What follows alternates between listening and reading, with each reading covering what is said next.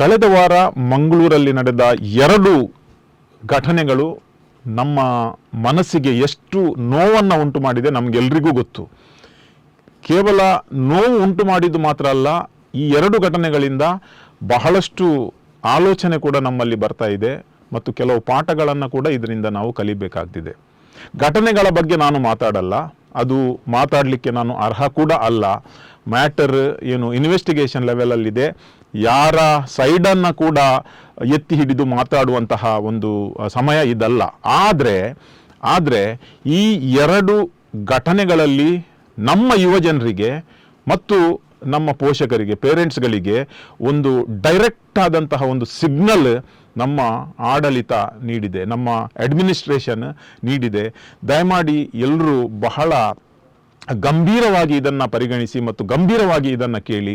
Parents ಕೂಡ ಅಷ್ಟೇ ಮತ್ತು ಸ್ಟೂಡೆಂಟ್ಸ್ ಕೂಡ ಅಷ್ಟೇ ಮತ್ತು ಯಾರೇ ಸಿಟಿಸನ್ ಇರಲಿ ಎಲ್ಲರೂ ಕೂಡ ದಯಮಾಡಿ ಕೇಳಿ. ಇದೊಂದು ಅವೇರ್ನೆಸ್ ಅಂತಲೇ ನೀವು ಪರಿಗಣಿಸಿ. ಯಾವುದೇ ಪಕ್ಷ ಇಟ್ಟು ನಾವು ಮಾತಾಡಲ್ಲ. ಈ ಮೊದಲ ಘಟನೆಯಲ್ಲಿ ಏನಾಯ್ತು ಅಂದರೆ, ಒಂದು ಕುಲಶೇಖರ್ ಕುಡುಪು ಹತ್ತಿರ ಒಂದು ಮಾಬ್ ಲಿಂಚಿಂಗ್ ಕೇಸ್ ರಿಜಿಸ್ಟರ್ ಆಯಿತು. ಒಬ್ಬ ವ್ಯಕ್ತಿಯ ಅಲ್ಲಿ ಕೊಲೆ ಆಗ್ತದೆ. ಅದರಿಂದ 21 ಮಂದಿಯ ಮೇಲೆ FIR ಆಗ್ತದೆ. 21 ಮಂದಿಯನ್ನು ಅರೆಸ್ಟ್ ಮಾಡಿ FIR ಆಗ್ತದೆ. ಈ ಹಿಂದೆ ಮಾಬ್ ಲಿಂಚಿಂಗ್ ಅಂದರೆ ಗುಂಪು ಘರ್ಷಣೆ ಅಥವಾ ಗುಂಪು ದಾಳಿ ಏನು ಹೇಳ್ತಾರಲ್ವಾ, ಅದಕ್ಕಾಗಿ ಸಪ್ರೇಟ್ ಕಾನೂನು ನಮ್ಮ ದೇಶದಲ್ಲಿ, ನಮ್ಮ ಸಂವಿಧಾನದಲ್ಲಿ ಇರಲಿಲ್ಲ. ಅಂದರೆ IPC ಪ್ರಕಾರ ಆ ಒಂದು ಇದರಲ್ಲಿ ಏನು ಇರಲಿಲ್ಲ. ಆದರೆ ಈಗ ನಮ್ಮಲ್ಲಿ ಇರುವಂತಹ ಒಂದು ಲಾ ಏನೆಂದರೆ ಅದು BNS ಅಂತ ಹೇಳ್ತೇವೆ, ಭಾರತೀಯ ನ್ಯಾಯ ಸಂಹಿತೆ ಅಂತ ಹೇಳ್ತೇವೆ ನಾವು.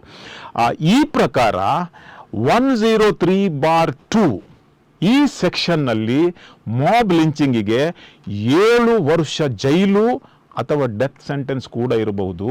ಬಹುಶಃ ನನ್ನ ಅನಿಸಿಕೆ ಪ್ರಕಾರ ಬೇಲ್ ಅಷ್ಟು ಸುಲಭದಲ್ಲಿ ಇದರಲ್ಲಿ ಒಳಗೆ ಹೋದವರಿಗೆ ಸಿಗ್ತಾ ಇಲ್ಲ. 21 ಜನರು ಅರೆಸ್ಟ್ ಆಗಿದ್ದಾರೆ.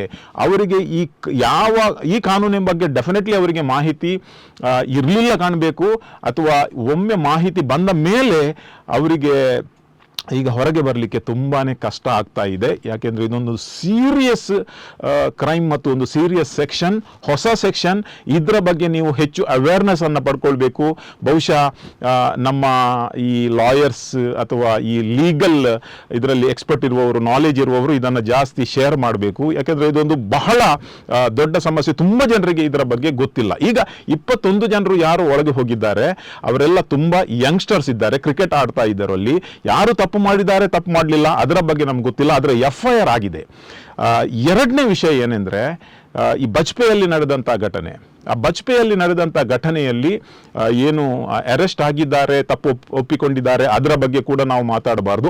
ಆದರೆ ಇಲ್ಲಿ ನಾವು ಬಹಳ ಸೂಕ್ಷ್ಮವಾಗಿ ಮತ್ತು ಗಂಭೀರವಾಗಿ ಯೋಚನೆ ಮಾಡಬೇಕಂತ ವಿಷಯ ಏನೆಂದರೆ, ಸುಮಾರು 10ರಿಂದ 12 ಸೋಷಿಯಲ್ ಮೀಡಿಯಾ ಅಕೌಂಟ್ಸ್ಗಳ ಮೇಲೆ, ಅಥವಾ ಯಾರು ಸೋಷಿಯಲ್ ಮೀಡಿಯಾದಲ್ಲಿ ಕಮೆಂಟ್ ಮಾಡಿದ್ದಾರೆ, ಯಾರು ಪೋಸ್ಟ್ ಮಾಡಿದ್ದಾರೆ, ಅವರ ಮೇಲೆ FIR ಆಗಿದೆ. ಎಲ್ಲಿಯವರೆಗೆ ಅಂದರೆ, ಒಂದು TV ಚಾನೆಲ್ನ ಯೂಟ್ಯೂಬಲ್ಲಿ ಲೈವ್ ಹೋಗ್ತಾ ಇದ್ದಂತೆ ಒಬ್ಬರು ಕಮೆಂಟ್ ಮಾಡಿದ್ರು. ಆ ಕಮೆಂಟನ್ನು ಸ್ಕ್ರೀನ್ಶಾಟ್ ಮಾಡಿ ಕಂಪ್ಲೇಂಟ್ ಕೊಟ್ಟು ಆ ಕಮೆಂಟ್ ಹಾಕಿದವರನ್ನು ಅರೆಸ್ಟ್ ಮಾಡಿದ್ದಾರೆ ಪೊಲೀಸರು. ಆ ಕಮೆಂಟ್ ಹಾಕಿದವರಿಗೆ ನಮ್ಮ ಪೊಲೀಸರು ಅರೆಸ್ಟ್ ಮಾಡಿದ್ದಾರೆ. ನಮ್ಮ ಪೊಲೀಸರಿಗೆ ನಾನು ಶಬ್ಬಾಸ್ ಅಂತ ಹೇಳ್ತೇನೆ. ಯಾಕೆಂದರೆ ನಮ್ಮಲ್ಲಿರುವ ತುಂಬ ಜನರು ನಾವು ಏನು ಬೇಕಾದರೂ ಸೋಷಿಯಲ್ ಮೀಡಿಯಾದಲ್ಲಿ ಬರೀಬಹುದು, ಏನು ಅಬ್ಯೂಸಿವ್ ಕಮೆಂಟನ್ನು ಬರೆಯುವುದು, ಯಾವ ಜಾತಿ ಧರ್ಮದ ಬಗ್ಗೆ ನಾವು ಮಾತಾಡಬಹುದು ಅಂತ ನಾಲೆಜ್ ಇಲ್ಲದೆ ತುಂಬ ಜನ ಹೀಗೆ ಮಾಡ್ತಾ ಇದ್ದಾರೆ. ಆ ಒಂದು ಕಮೆಂಟ್ ಆ ಹುಡುಗನಿಗೆ ಎಷ್ಟು ಆಪತ್ತು ತಂದಿದೆ ಅಂದರೆ, ಅವು ಈ 25 year old ಹುಡುಗ ಅವರನ್ನು ಬಜ್ಪೆಯಿಂದ ಅರೆಸ್ಟ್ ಮಾಡಿದ್ದಾರೆ. ಒಬ್ಬರೇ ಅಲ್ಲ, ತುಂಬ ಯಂಗ್ಸ್ಟರ್ಸ್ ಅರೆಸ್ಟ್ ಮಾಡಿದ್ದಾರೆ. ಈಗ ಹೇಳುವ ಮಾತನ್ನು ದಯವಿಟ್ಟು ಗಂಭೀರವಾಗಿ ಪರಿಗಣಿಸಿ. ನಮ್ಮ ಪೇರೆಂಟ್ಸ್, ನಮ್ಮ ಸ್ಟೂಡೆಂಟ್ಸ್ ಇಬ್ಬರು ಕೂಡ ಕೇಳಿ. ಒಮ್ಮೆ ಇಂತಹ ಕೇಸುಗಳಿಂದ ನಿಮಗೆ ನಿಮ್ಮ ಹೆಸರು ಪೊಲೀಸ್ ಸ್ಟೇಷನಲ್ಲಿ ರಿಜಿಸ್ಟರ್ ಆಗಿ ಕೇಸ್ ಫೈಲ್ ಆಗಿ FIR ಆದಲ್ಲಿ ಅದು ಆನ್ಲೈನಲ್ಲಿ ನಿಮ್ಮ ಹೆಸರು ಇರುತ್ತೆ. ಯಾಕೆಂದರೆ ಕೇಸ್ ಫೈಲ್ ಆಗುವ ಟೈಮಲ್ಲಿ ಪೊಲೀಸ್ ನಿಮ್ಮ ಹತ್ರ ನಿಮ್ಮ ID ಕಾರ್ಡನ್ನು ಕೇಳ್ತಾರೆ. ಆಧಾರ್ ಕಾರ್ಡಲ್ಲಿ ಇರುವ ಹೆಸರಲ್ಲಿ, ನಿಮ್ಮ ಹೆಸರಲ್ಲಿ ಕೇಸ್ ರಿಜಿಸ್ಟರ್ ಆಗ್ತದೆ. ನಿಮಗೆ ಬೇಲ್ ಸಿಗ್ಬಹುದು, ನೀವು ಹೊರಗೆ ಬರಬಹುದು. ಆದರೆ ಕೇಸ್ ಸೆಟಲ್ ಆಗುವ ತನಕ ನಿಮ್ಮ ಹೆಸರು ಆನ್ಲೈನಲ್ಲಿ ಆ ಕೋರ್ಟ್ ವೆಬ್ಸೈಟ್ ಇರಲಿ ಅಥವಾ ಪೇಪರಲ್ಲಿ ಇಂಗ್ಲಿಷ್ ಪೇಪರ್ ಅಥವಾ ಕನ್ನಡದಲ್ಲಿ ಬಂದಾಗ ಗೂಗಲಲ್ಲಿ ಸಿಗುವ ಮಾಹಿತಿಯಲ್ಲಿ ನಿಮ್ಮ ಹೆಸರು ಕಂಪ್ಲೀಟ್ ಆಗಿ ರೆಕಾರ್ಡ್ ಆಗಿರುತ್ತೆ, ರಿಜಿಸ್ಟರ್ ಆಗಿರುತ್ತೆ. ಇದರಿಂದ ಏನು ಆಪತ್ತು ಅಂತ ನೀವು ಕೇಳಬಹುದು. ಕೆಲವರು ಬಹಳ ಈಸಿಯಾಗಿ ನಾನೊಂದು ಕಮೆಂಟ್ ಹಾಕಿದ್ದೇನೆ, ನನ್ನ ಮೇಲೆ ಕೇಸ್ ಆಗಿದೆ, ನಾನು ದೊಡ್ಡ ಲೀಡರ್ ಆಗ್ತೇನೆ ಎಂಬ ಮನಸ್ಸಿನಲ್ಲಿ ಇರಬಹುದು. ಆದರೆ ಇನ್ನು ಹಿಂದೆ ಆಗ್ತಿತ್ತು, ಆದರೆ ಈಗ ಅಷ್ಟು ಸುಲಭದಲ್ಲಿ ಅದರಿಂದ ಹೊರಗೆ ಬರಲಿಕ್ಕೆ ಆಗುವುದಿಲ್ಲ. ಕಾರಣ ಇಷ್ಟೇ. ಸಪೋಸ್ ನೀವೊಂದು ಈಗ ಸ್ಟೂಡೆಂಟ್ ಅಂತ ಎನಿಸಿ, ಫೈನಲ್ ಇಯರ್ ಡಿಗ್ರಿಯಲ್ಲಿದ್ದೀರಿ, ನಾಳೆ ನೀವು ಜಾಬಿಗೆ ಅಪ್ಲೈ ಮಾಡ್ತೀರಿ, ನಿಮಗೆ ಜಾಬ್ ಸಿಗ್ತದೆ, ಒಳ್ಳೆ ಕಂಪನಿಯಲ್ಲಿ ನಿಮಗೆ ಜಾಬ್ ಸಿಗ್ತದೆ, ಒಂದು ಮಲ್ಟಿನ್ಯಾಷನಲ್ ಕಂಪನಿ, ಕಾರ್ಪೊರೇಟ್ ಕಂಪನಿಯಲ್ಲಿ ಜಾಬ್ ಸಿಗ್ತದೆ ಅಥವಾ ಗವರ್ಮೆಂಟ್ ಅಲ್ಲಿ ಜಾಬ್ ಸಿಗ್ತದೆ.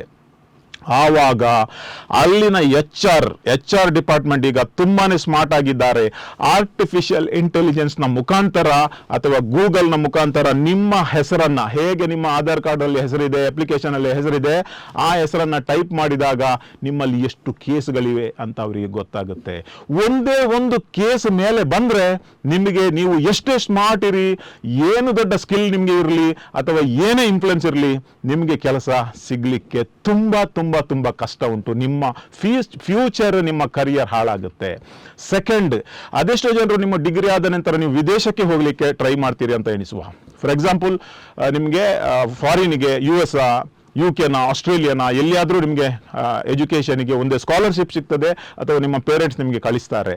ಆ ಟೈಮಲ್ಲಿ ವೀಸಾ ಪ್ರೋಸೆಸ್ ಮಾಡುವಾಗ ತುಂಬ ಇನ್ಸಿಡೆಂಟ್ ಆಗಿದೆ. ವೀಸಾ ಪ್ರೋಸೆಸ್ ಮಾಡುವಾಗ ನಿಮ್ಮ ಹೆಸರನ್ನ ಗೂಗಲಲ್ಲಿ ಆರ್ಟಿಫಿಷಿಯಲ್ ಇಂಟೆಲಿಜೆನ್ಸ್ ಮುಖಾಂತರ ಚೆಕ್ ಮಾಡಿದಾಗ ಒಂದೇ ಒಂದು ಕೇಸ್ ಇದ್ರೆ ನಿಮ್ಮ ವೀಸಾ ರಿಜೆಕ್ಟ್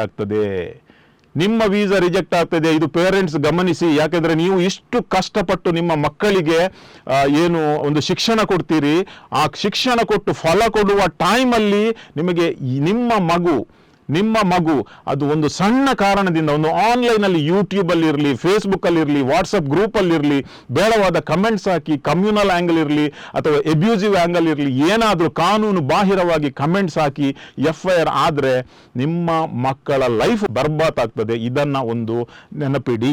ಯಾಕೆಂದ್ರೆ ಇದು ವಿತ್ ಎಕ್ಸಾಂಪಲ್ ನಿಮಗೆ ನಾನು ಹೇಳ್ತಾ ಇದ್ದೇನೆ, ನಾನು ಜಸ್ಟ್ ಕ್ರಿಯೇಟ್ ಮಾಡಿ ಹೇಳ್ತಾ ಇಲ್ಲ. ಈ ಅವೇರ್ನೆಸ್ ಅನ್ನು ನಾವು ಕಾಲೇಜುಗಳಲ್ಲೇ ಸ್ಟಾರ್ಟ್ ಮಾಡಬೇಕು. 2 ಇನ್ಸಿಡೆಂಟ್ ಅನ್ನು ನಿಮ್ಮೊಂದಿಗೆ ನಾನು ಇವತ್ತು ಶೇರ್ ಮಾಡ್ತೇನೆ.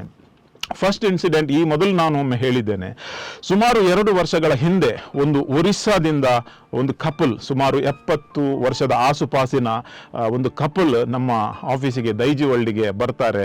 ದೈಜಿವಳ್ಳಿಗೆ ಬಂದು ನನ್ನ ಹತ್ರ ಮೀಟ್ ಆಗುವಾಗ ಲಿಟ್ರಲಿ ಅವರು ನನ್ನ ಕಾಲು ಹಿಡಿಲಿಕ್ಕೆ ಟ್ರೈ ಮಾಡ್ತಾರೆ. ನಾನು ಸ್ತಬ್ಧನಾಗಿ, ಯಾಕಪ್ಪ, ಏನು ಮಾಡಿದ್ದೇನೆ ನಾನು ಅಥವಾ ಅವರು ಏನು ಮಾಡಿದ್ದಾರೆ ಎಂದು ಕೇಳಿದಾಗ, ಅವರನ್ನು ಕೂತ್ಕೊಳಿಸಿದಾಗ ಅವರ ಕಣ್ಣಲ್ಲಿ ನೀರು ಬಂದು ಹೇಳ್ತಾರೆ, ನಾವು ಒರಿಸ್ಸಾದಿಂದ ಬಂದಿದ್ದೇವೆ.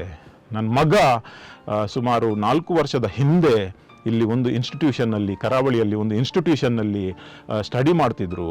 ಆವಾಗ ಏನಾಗಿತ್ತು ಅಂದರೆ, ಒಂದು ಡ್ರಗ್ ಕೇಸಲ್ಲಿ ಅವರು ಅರೆಸ್ಟ್ ಆಗಿದ್ರು, ಡ್ರಗ್ ಕನ್ಸಂಪ್ಷನಲ್ಲಿ. ಆವಾಗ ದೈಜಿ ವರ್ಲ್ಡಲ್ಲಿ, ಇಂಗ್ಲೀಷ್ ವೆಬ್ಸೈಟಲ್ಲಿ ಅವರ ಫೋಟೋ ಸಮೇತ ನ್ಯೂಸ್ ಬಂದಿತ್ತು. ಆದರೆ ಕೇಸ್ ಲೇಟರ್ ಸೆಟ್ಲ್ ಆಗಿದೆ. ಹುಡುಗ ಬ್ರಿಲಿಯಂಟ್ ಆಗಿ ಟಾಪ್ ರ್ಯಾಂಕ್ನಿಂದ ಪಾಸ್ ಆಗಿ ವಾಪಸ್ ಹೋಗಿದ್ದಾನೆ. ಅಲ್ಲಿಂದ ಅಮೆರಿಕನ್ ಯೂನಿವರ್ಸಿಟಿಯಲ್ಲಿ ಸ್ಕಾಲರ್ಶಿಪ್ನ ಮುಖಾಂತರ ಫ್ರೀ ಆಗಿ ಅವರಿಗೆ ಎಜುಕೇಷನ್ಗೆ ಯೂನಿವರ್ಸಿಟಿ ಅಪ್ರೂವ್ ಮಾಡಿದೆ. ಆದರೆ ಅವರು US ವೀಸಾಕ್ಕೆ ಅಪ್ಲೈ ಮಾಡುವಾಗ 1 ಅಲ್ಲ 2 ಅಲ್ಲ 3 ಬಾರಿ ವೀಸಾ ರಿಜೆಕ್ಟ್ ಆಗಿದೆ. ಕಾರಣ ಏನಂತ ಗೊತ್ತಾಗ್ಲಿಲ್ಲ. ಫೈನಲ್ ಯೂನಿವರ್ಸಿಟಿಯ ಮುಖಾಂತರ ತಿಳಿದುಕೊಂಡಾಗ ಬೆಚ್ಚಿ ಬೀಳುವಂತಹ ಒಂದು ನ್ಯೂಸು ಅದು ಏನೆಂದರೆ, ಆ ಯೂನಿವರ್ಸಿಟಿ, ಆ ವೀಸಾ ಪ್ರೋಸೆಸ್ ಮಾಡುವ ಅಮೆರಿಕನ್ ಆಫೀಸರ್ಸ್ ಏನಿದ್ದಾರೆ, ಆನ್ಲೈನಲ್ಲಿ ಹೋಗಿ ಅವರ ಹೆಸರು ಹಾಕಿ ಚೆಕ್ ಮಾಡಿದಾಗ ಡ್ರಗ್ ಕೇಸಲ್ಲಿ ಸಿಕ್ಕಿಬಿದ್ದ ನ್ಯೂಸು ದೈಜಿ ವರ್ಲ್ಡ್ ವೆಬ್ಸೈಟಲ್ಲಿ ಬಂತು.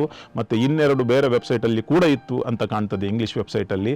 ಆದರೆ ಅವರು ನನ್ನ ಹತ್ರ ದೈಜಿ ವರ್ಲ್ಡ್ ವೆಬ್ಸೈಟಿಂದ ಈ ನ್ಯೂಸು ತೆಗೆದು ಬಿಡಿ, ನನ್ನ ಮಗನಿಗೆ ಪ್ರಾಬ್ಲಮ್ ಇದೆ, ಏನು ವೀಸಾ ರಿಜೆಕ್ಟ್ ಆಗಿದೆ, ಇನ್ನು ಅಮೆರಿಕಕ್ಕೆ ಹೋಗಲಿಕ್ಕೆ ಆಗ್ತಾ ಇಲ್ಲ, ಇನ್ನು ನಾವು UK ಅಥವಾ ಆಸ್ಟ್ರೇಲಿಯಾಕ್ಕೆ ಟ್ರೈ ಮಾಡಬೇಕು, ದಯಮಾಡಿ ಆ ನ್ಯೂಸನ್ನು ಡಿಲೀಟ್ ಮಾಡಿ ಅಂತ ಪೇರೆಂಟ್ಸ್ ಕಣ್ಣೀರಿಟ್ಟು ಕೈ ಮುಗಿದು ಅವರು ನನ್ನ ಹತ್ರ ಕೇಳಿದರು. ನಾವು ಆ ನ್ಯೂಸನ್ನು ಡಿಲೀಟ್ ಮಾಡಿದ್ದೇವೆ. ಯಾಕೆಂದರೆ 4 ವರ್ಷದ ಹಿಂದೆ ನಮಗೆ ಏನು ಯಾರಂತ ಗೊತ್ತಿಲ್ಲ, ನ್ಯೂಸ್ ರಿಲೀಸ್ ಬಂದ ಹಾಗೆ ನಾವು ಫೋಟೋ ನ್ಯೂಸನ್ನು ಹಾಕ್ತೇವೆ. ಆದರೆ ಅಲ್ಲಿ ಆ ಒಂದು ನ್ಯೂಸ್ನಿಂದ ಅಂದರೆ ಆ ಒಂದು ಪ್ರಾಬ್ಲಮ್, ಈ ನ್ಯೂಸ್ನಿಂದ ಅವರಿಗೆ ಪ್ರಾಬ್ಲಮ್ ಆದದ್ದಲ್ಲ, ಪ್ರಾಬ್ಲಮ್ ಆದದ್ದು ಡ್ರಗ್ ಕೇಸ್ನಿಂದ ಅವರು ಸಿಕ್ಕಿಬಿದ್ದಲ್ಲಿ ಆ ಹುಡುಗನಿಗೆ ಟಾಪ್ ಯೂನಿವರ್ಸಿಟಿ, ಅಮೆರಿಕದ ಟಾಪ್ ಯೂನಿವರ್ಸಿಟಿಯಲ್ಲಿ ಸ್ಟಡಿ ಮಾಡುವಂಥ ಒಂದು ಅವಕಾಶ ಕೈ ತಪ್ಪಿ ಹೋಯಿತು. ಈಗ ಒಂದಲ್ಲ, ಹಾಗೆ ತುಂಬಾ ಕೇಸ್ಗಳಿವೆ. ಎರಡನೇ ಇನ್ಸಿಡೆಂಟ್, ಇದು ರೀಸೆಂಟಾಗಿ ನಡೆದ ಇನ್ಸಿಡೆಂಟ್, ನಮ್ಮದೇ ತುಳುನಾಡಿನ ಒಬ್ಬ ಹುಡುಗ. ಇವರು ಇನ್ನೊಂದು ಡ್ರಗ್ ಕೇಸಲ್ಲಿ ಕನ್ಸಂಪ್ಷನಲ್ಲಿ ಸಿಕ್ಕಿ ಬೀಳ್ತಾರೆ. ಇದರಲ್ಲಿ ಅವರ ಹೆಸರು ಮತ್ತು ಫೋಟೋ, ಒಂದು 4 ಜನರ ಹೆಸರು ಮತ್ತು ಫೋಟೋದಲ್ಲಿ ಈ ಹುಡುಗ ಕೂಡ ಇದರಲ್ಲಿ ಇರ್ತಾರೆ, ಉಡುಪಿ ಸೈಡ್ನ ಹುಡುಗ. ಆ ಕೇಸ್ ಕೂಡ ಏನಾಗಿ ಅವರು ಅರೆಸ್ಟ್ ಆಗ್ತಾರೆ, ಬೇಲ್ ಸಿಗ್ತದೆ, ಕೇಸ್ ಕ್ಲಿಯರ್ ಆಗ್ತದೆ. ಆದರೆ ಆ ಹುಡುಗ ಅವನ ಇಂಜಿನಿಯರಿಂಗ್ ಮಾಡಿ ಒಳ್ಳೆಯ ಒಂದು ಮಲ್ಟಿನ್ಯಾಷನಲ್ ಕಂಪನಿ ಬೆಂಗಳೂರಲ್ಲಿ ಕೆಲಸ ಸಿಗ್ತದೆ. ಕೆಲಸ ಸಿಕ್ಕಿ ತುಂಬ ಖುಷಿಯಲ್ಲಿದ್ದ ಹುಡುಗ, ಒಂದು ಪ್ರಪೋಸಲ್ ಬಂದು ಆ ಹುಡುಗಿ LLB ಮಾಡಿದಂಥ ಒಬ್ಬ ಸ್ಮಾರ್ಟ್ ಆದ ಹುಡುಗಿ, ಆ ಹುಡುಗಿಗೆ ಇವರು ಏನು ಪ್ರಪೋಸಲ್ ಆಗಿ ನಿಶ್ಚಯ ಅಂದರೆ ಎಂಗೇಜ್ಮೆಂಟ್ನ ಡೇಟ್ ಫಿಕ್ಸ್ ಆಗ್ತದೆ. ಡೇಟ್ ಫಿಕ್ಸ್ ಆಗುವ 1 ಅಥವಾ 2 ದಿನದ ಮುಂಚೆ ಆ ಹುಡುಗಿ, ಆ LLB ಮಾಡಿದ ಹುಡುಗಿ ಆನ್ಲೈನಲ್ಲಿ ಹೋಗಿ ಸರ್ಚ್ ಮಾಡ್ತಾಳೆ. ಇವಳ ಹೆಸರು, ಇವನ ಗಂಡನ ಹೆಸರು, ಹಸ್ಬೆಂಡ್ ಆಗುವ ಆ ಹುಡುಗನ ಹೆಸರನ್ನು ಸರ್ಚ್ ಮಾಡಿದಾಗ ಡ್ರಗ್ ಕೇಸಿನಲ್ಲಿ ಸಿಕ್ಕಿಬಿದ್ದ ಹುಡುಗ, ಯಾವಾಗ ಒಂದು 2 ವರ್ಷದ ಹಿಂದೆ ಸಿಕ್ಕಿಬಿದ್ದಂಥ ಆ ಹುಡುಗ ಈಗ ಮದುವೆ ಕ್ಯಾನ್ಸಲ್ ಆಯಿತು. ನೋಡಿ, ಒಂದು ರೆಪ್ಯುಟೇಷನ್ ಅಥವಾ ಒಂದು ಆತ್ಮಸ್ಥೈರ್ಯ ಎನ್ನುವುದು ಏನಿರ್ತದೆ, ಅಥವಾ ಒಂದು ಸ್ವಾಭಿಮಾನ ಎನ್ನುವುದು ಏನಿರ್ತದೆ, ಅದು ಒಂದೇ ಗಳಿಗೆಯಲ್ಲಿ ಮಾಡಿದ ಒಂದು ತಪ್ಪಿನಿಂದ ಹೋಗ್ತದೆ. ಆ ಹುಡುಗನ ಅಮ್ಮ ಮತ್ತು ಅವಳ ತಂಗಿ ನಮ್ಮ ಆಫೀಸಿಗೆ ಬಂದು ನನ್ನ ಹತ್ರ ಮೀಟ್ ಮಾಡಿ ಇಟ್ಟಿದ್ರು.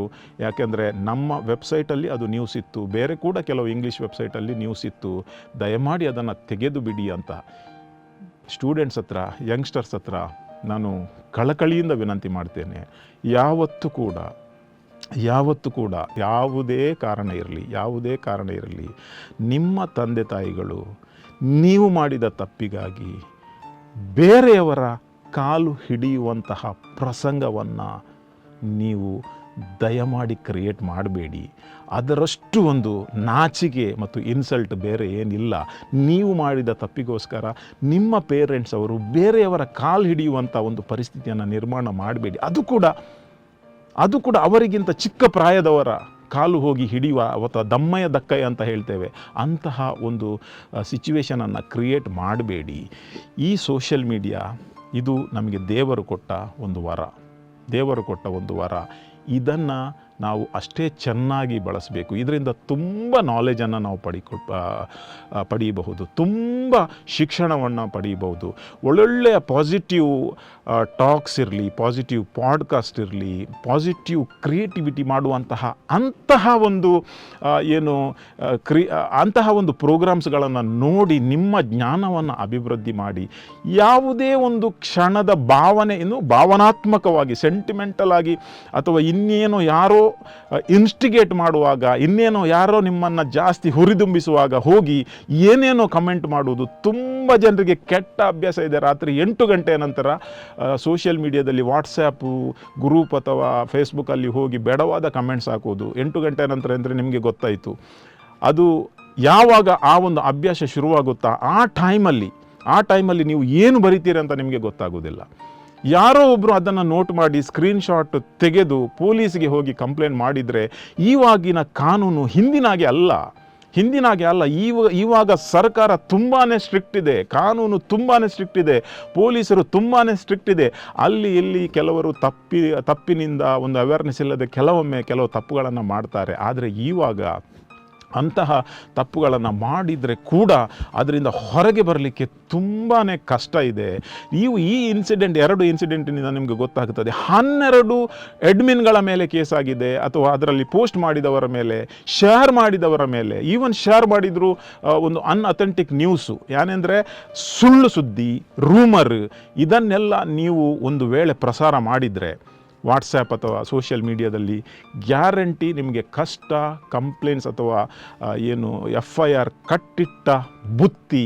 ಆದ್ದರಿಂದ ನಮ್ಮ ಯುವ ಜನರಿಗೆ ಕೈ ಮುಗಿದು ಕೇಳ್ತಾ ಇದ್ದೇನೆ, ಇಂತಹ ಕ್ಷುಲ್ಲಕವಾದ ಕೆಲವು ಕಾರಣಗಳಿಗೋಸ್ಕರ ನಿಮ್ಮ ಕರಿಯರನ್ನು ಹಾಳು ಮಾಡಬೇಡಿ. ನಿಮ್ಮ ಪೋಷಕರು ಹಗಲು ರಾತ್ರಿ ದುಡಿದು ನಿಮಗೆ ಸುಮಾರು 20-21 ವರ್ಷಗಳ ಕಾಲ, ಅದಕ್ಕಿಂತ ಹೆಚ್ಚು ಕೂಡ ಶಿಕ್ಷಣವನ್ನು ನೀಡ್ತಾರೆ, ಎಷ್ಟೋ ಸ್ಯಾಕ್ರಿಫೈಸನ್ನು ಮಾಡ್ತಾರೆ, ಏನೆಲ್ಲ ಕನಸನ್ನು ಅವರು ಕಾಣ್ತಾರೆ. ಕೇವಲ ಒಂದು ಕ್ಷಣದಿಂದ, ಒಂದೇ ಒಂದು ಕಮೆಂಟ್ನಿಂದ, ಒಂದು ಯೂಟ್ಯೂಬಲ್ಲಿ ಒಬ್ಬ ಹುಡುಗ 2 ಲೈನ್ ಕಮೆಂಟ್ ಬರೆದದ್ದು, ಆದರೆ ಅದು ಅಫೆನ್ಸಿವ್ ಇತ್ತು. ಪೊಲೀಸರು ನೋಟ್ ಮಾಡಿ ಅರೆಸ್ಟ್ ಮಾಡಿದ್ದಾರೆ, ಇನ್ನು ಕೆಲವರನ್ನು ಇನ್ನು ಮುಂದೆ ಅರೆಸ್ಟ್ ಮಾಡ್ತಾರೆ. ಸೊ ದಯಮಾಡಿ ಇದನ್ನು ಗಮನದಲ್ಲಿ ಇಟ್ಟುಕೊಳ್ಳಿ.